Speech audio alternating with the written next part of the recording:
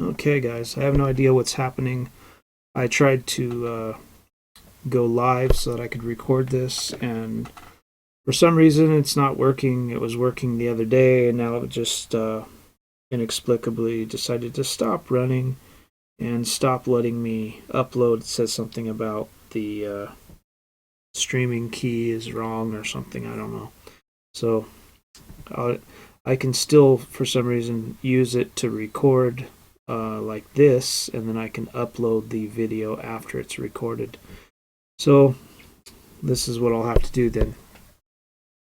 What I'm talking about today is the strange transgender people who want to associate themselves with feminism. I'm trying to understand how male to female women can get caught up in the feminist bubble, and how they can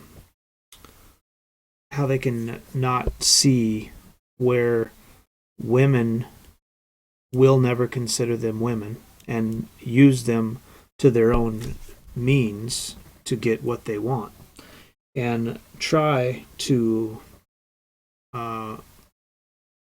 use them to show things like, say a woman's trying to prove the rape culture bias. So they decide the easiest way to do that is to lump in transgender women as well, and say that they're part of the rape culture as well, and that they get raped, and it's all done by men, so all men are bad. So the biases that go on and the complete lack of awareness of what's reality is really blinding to me, but apparently they don't see it, and they don't see how the way I see it is the same way I see religion. Religion has always been to subjugate people, because it allows the powerful and the rich to subjugate the weak, because they get everything they want now, and the people who have nothing think that they may not have anything now, but God will give them something, and if he doesn't, it's because God is waiting for them to die, and when they die, then they'll get something in heaven. So basically you live your whole life not having anything and thinking that when you die you'll get something. But when you die, all you get is some dirt thrown on your face and 6 feet in the ground. And they got to steal all your money while you were here, And they, I look at it the same way I look at the way blacks still believe in religion. Many blacks are some hardcore religious people, and whites used religion to subjugate those people, and it makes no sense why they would do that. I'll show you this first video. The only reason that you believe in God and you believe in Jesus is because your ancestors, slave masters, wanted them to believe in Jesus because it made them more controllable. It made them less savage. That's what religion does, but this is also the same concept that can be used to describe what feminism does.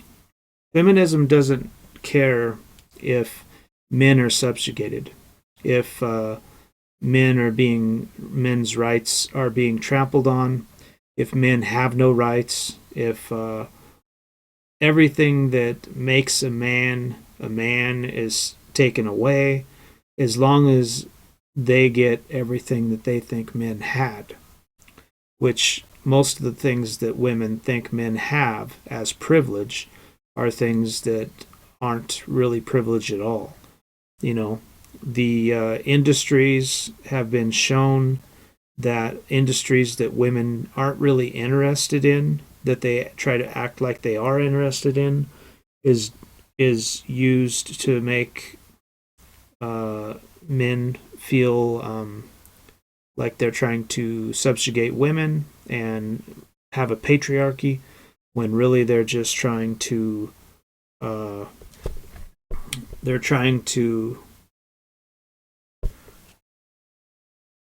use men. And as I've said before, the misogyny is mainly towards men. It's not there's not a lot of misogyny that goes on to women. The only thing women think misogyny is just looking at a woman and thinking she's pretty, and thinking she's pretty for a certain reason that's a personal reason for that person. You know, if you like fat women and you look at a fat girl and you go, damn, she's hot, you're a misogynist, because your tendencies for what you are attracted to are wrong. You shouldn't have any attractions to anybody. You should just like women in general, and you shouldn't worry about how heavy they are or how skinny they are or if they have big boobs or if they have a nice butt. You're not allowed to do that under the feminist guise. You should just like women in general, and you shouldn't have a type.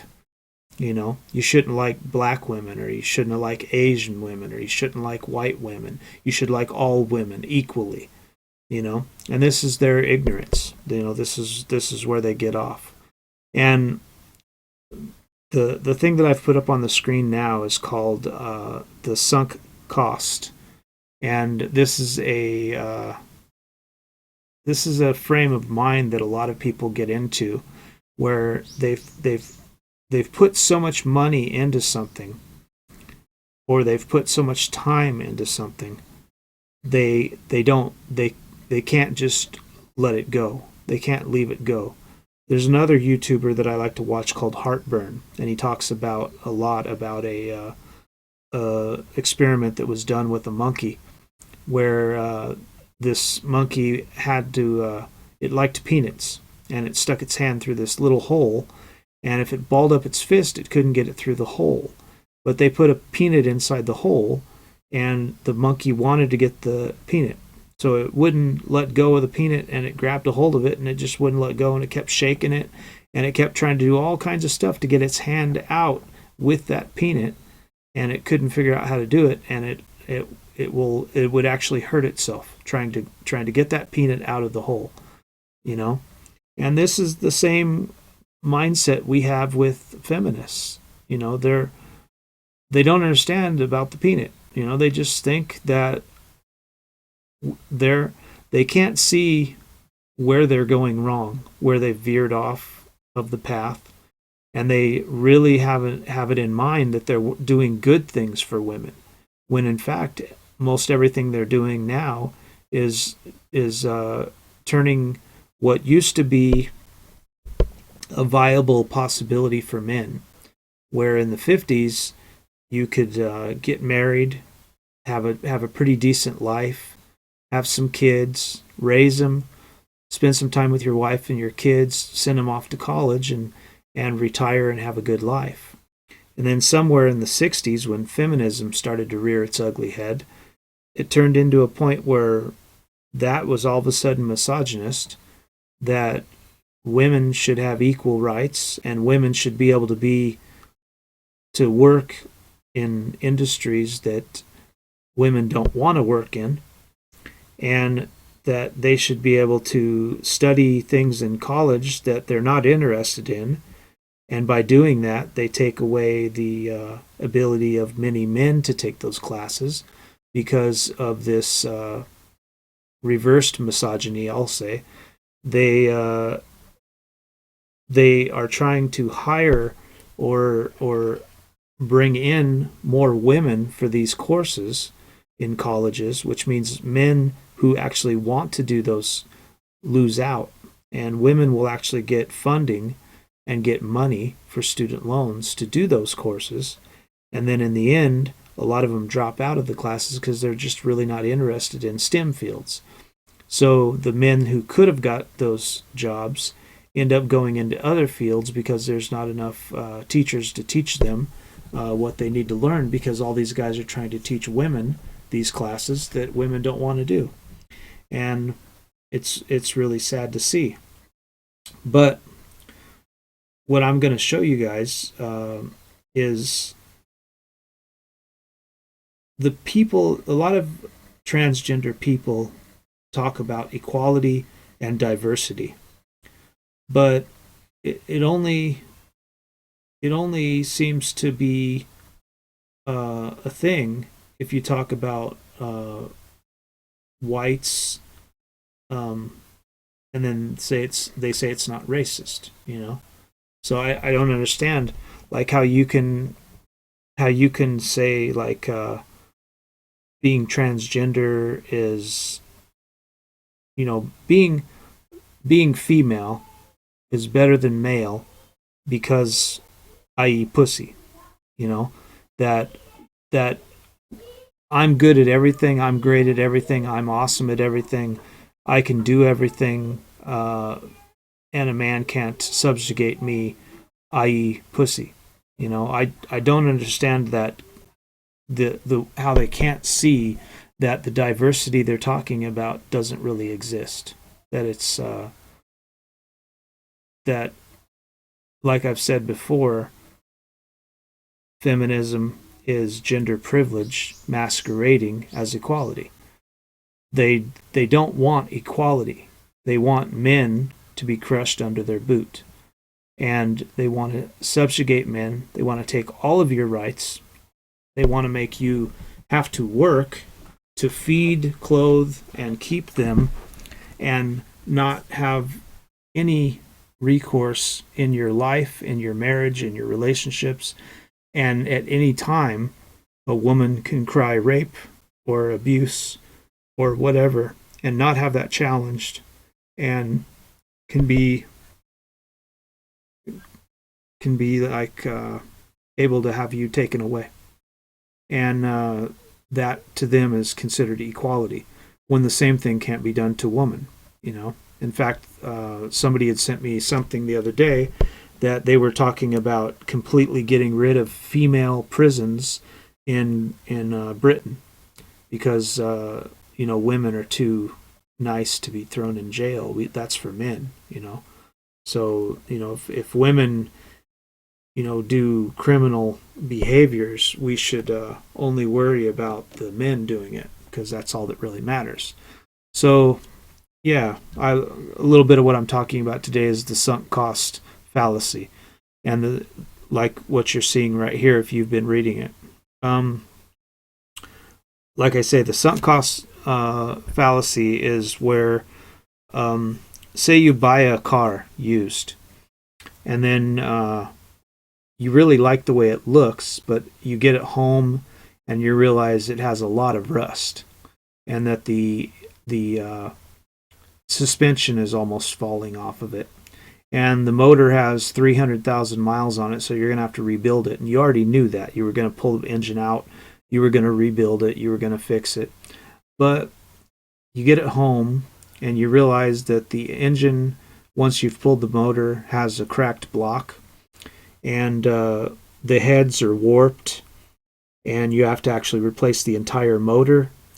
And you come across the motor that you really want, but it's very expensive, so you buy that motor, and then it only comes with a certain transmission that you can put on it, so you use that transmission, and now you've already sunk 15 times more than the cost of the car that you originally bought. You still haven't fixed all the rust yet. So you start going into that and messing with the rust, and then you get to a point where you can pull the motor and transmission, take off all the parts you can off that car, and get rid of it, send it off to the junkyard. Or you can continue to sink money into the car, hoping that someday you're going to come up with something that will be viable. But typically what happens when this goes on, and I see it a lot in my job, in my kind of work with working with classic cars, is they will sink 10 times more money into the car than it's worth. So even if they did get it done and it looks really nice when it's done, they will actually lose money selling it. Like they might buy a car for, $500. They'll bring it home and they'll sink $20,000 or $30,000 into it, but the actual value of the car, now that it's fixed, isn't $35,000. It's around $7,000. So they might get lucky and have somebody really stupid buy it and give them $10,000, but they've still lost $25,000 off of their original price. And this is the sunk cost fallacy. It would be easier to just bring it home, either try to give it back to that person and say, look, it's too rusty, I can't fix this, the motor's fucked up, everything's fucked up, here, take the thing back and give me my money back. Or to just, like I say, take all the parts that you could off of the vehicle and sell those on Craigslist and eBay, and take the rest of it and put it in a scrapyard and squash it and sell it for the weight, steel weight. Or you can try to fix it and waste money if you want to really do that. In my line of work, what I usually end up doing is I tell the client how much money it's going to cost to fix it. And then I can tell them, look, I can find you another body. And we can easily find just a body with no motor, no doors, no nothing like that. And we can take that body and put all your parts on that body, and you'll have the same car that you wanted, but you'll have a car that you won't have to spend so much money to repair. And a lot of people get this idea in their head. They can't break out of that thought where they have to, they just can't think like, well, I spent my money on that car and I want to fix that car. I recently put up on my videos a guy that I restored a VW bus for him. And everybody that looked at that bus said that it was too far gone. And it was really rusty. I had to replace almost the entire sheet metal on the outside of the van. And I had to repaint it on the inside and out. The motor had to be rebuilt. The transmission had to be rebuilt. It needed almost everything. And it was parked in a field for like 20 years. And the guy that he had the motor fixed and repaired with, even that guy was going to buy it at one time and said it was too far gone then. And that was like 8 years earlier before he got it. So this is a common kind of peanut, thing where transgender people really have this idea that being a feminist makes them more feminine. And instead of just being a woman and living your life as a woman and treating everybody equally and being kind to women and men, and living your life like that, they go to this feminist side where they think, well, I'm passable and I really want to be feminine, so maybe I can do this and that'll make me more feminine. And when I listen to them talk, it's like mindless drivel. They just seem like they're puking out nonsensical non-facts that they've heard women say, and they don't see how this is it sounds stupid. It doesn't sound intelligent. Everything they're saying is just verbal diarrhea, basically, and it actually has no basis. I'll show you two videos from the same video today of a girl who I just subscribed to, and she's a transgender and she's having a transgender panel and they're doing a live stream, and all of them are feminists, but two of them have this drivel nonsense that they start talking about. And you can listen to what they're saying and see what I'm talking about. In the way they talk about themselves, they have this strange sense of entitlement that they've received from being a feminist. I really just doesn't make any sense. But I'll play this for you and you'll see what I'm talking about. I'm Shi-Nu. I'm on the advisory board for an organization called Secular Women. It's It's an organization dedicated to advancing the presence of women in secular communities. If you're a trans woman who is looking for a feminist organization that actually acknowledges the fact that you exist. Now, did you hear what she just said? If you're looking for a feminist organization that actually acts like you exist. So what she's saying is she's a feminist, but because she's trans, feminist women don't even acknowledge that she exists. So she still wants to be feminist. She wants to hold on to that peanut. She still wants to be feminist. So she's going to start an organization of feminists for trans, so that trans women who don't get paid attention to by feminists will pay attention to them. Do you understand the stupidity in these statements? How this is just an idiotic way of thinking? Now, in the same vein, here we go with this one. Same type of bullshit. They taught the drivel that they say. It's just nonsensical. They just spew out these things that sound like they're getting it out of feminist literature, and it's nonsensical. It means nothing. It means nothing to them in their life, but they feel that they have to say these things to be considered a woman, and that's what's really bad. Is they're actually going about telling the women, the female women who are feminists, that what's going on, I'm going to help you get your message out. I'm going to help you with everything that you want to do, and I'm going to be a sounding board and a soapbox for you to stand on, so that you can use me to lift you up. And they're like prostrating themselves for feminists, and it's really sad to see that they just can't let go of that peanut. They really think that makes me even more feminine. I'm trying to be I'm trying to be a woman because I'm transgender, and what'll make me really feminine is if I become a total clueless bitch and believe in feminism, because then I'll have all these women on my side too. And what they end up finding out is that feminist women don't want anything to do with a man trying to be a woman. That's how they look at transgender women, even if they don't say they do. That's how they look at them.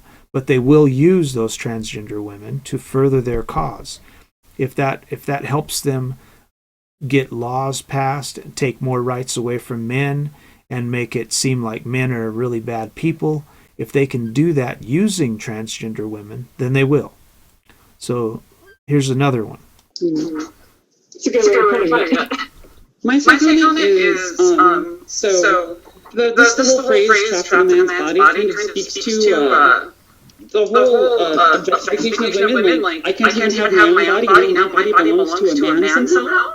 Like, I've always been a girl as far as I'm concerned. So it's always been my body. It was mine when I was born. It has always been mine. It has never belonged to somebody else, and it has certainly never belonged to a man. So I used to use that language before I did a little self-education, and especially a little bit more feminist education. And yeah, when you do feminist education, that tells you that you're a victim, and somehow you can become a victim and empowered at the same time, which is an oxymoron of the highest order, I believe. Yeah, so I don't know what to say to these women that are like this. As you guys know, I'm a transgender myself, and I'm also MGTOW because I'm fighting for men's rights, because men are the one that are being subjugated right now, and they have been for many years, especially here in Japan.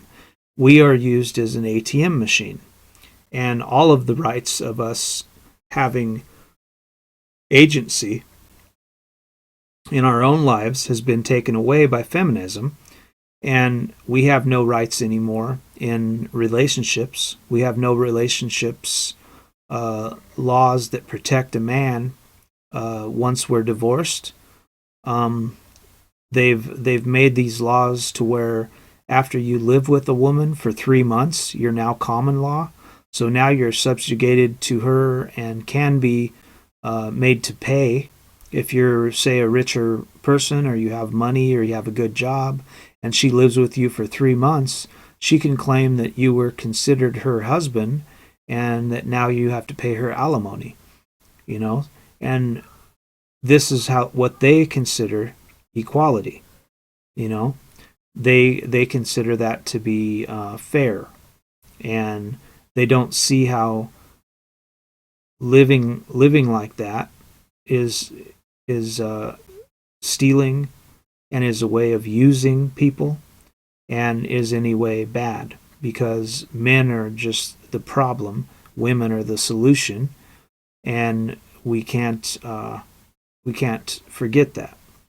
So this is what I figured I'd come on and talk to today. I thought you guys might get a kick out of seeing some of this transgender feminism in action, and see what I have to deal with in the feminist transgender community, because a lot of the people that I am friends with on both of my pages are transgender, and a lot of them, instead of fighting for transgender equality and transgender issues, they get involved in the LGBT community. And like I've said before, you guys know how I feel about that L. And they are indoctrinated into this feminist ideology, which is a dogma. It's like a religion. And they don't see the hypocrisy in the teachings of feminism. And they don't see why it's wrong. So they just decide they're going to help these feminists with their cause. And because of that, like I've said, the feminists are using them as a sounding board. And as a transgender myself, nobody's going to use me for anything.